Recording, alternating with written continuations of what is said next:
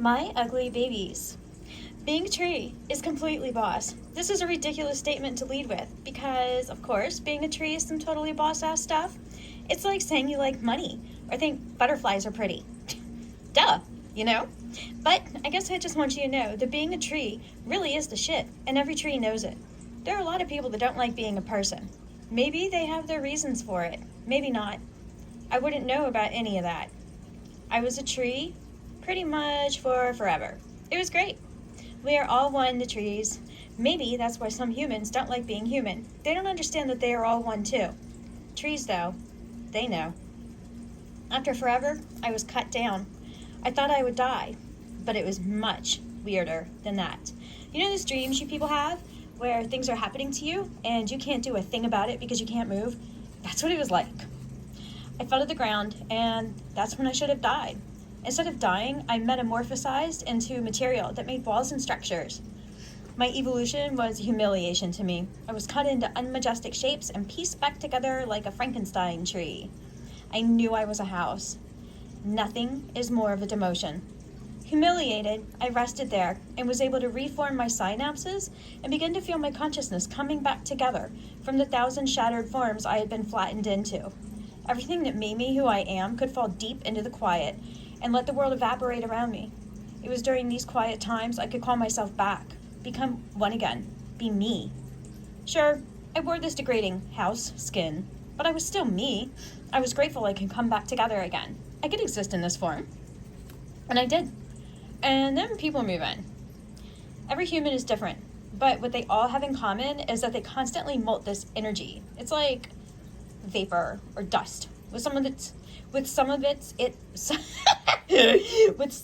it's the finest glitter cloud. But what they all have in common is that it's always coming off of them and settling all around everything and everyone around them. I'd finally found myself again and had accepted my new form. But this energy from the humans began to work on me. It settled and settled into me. I could feel it affecting me and influencing me. Sorry. Yeah. Okay. Whoopsie. Ignore my algae tank. I'm working on that. It's a whole situation. Day after day, I felt I was less who I once had been and more this molten energy that I was being drowned in. I reached down into the earth. I let my spirit and my forever knowledge burrow down below the house.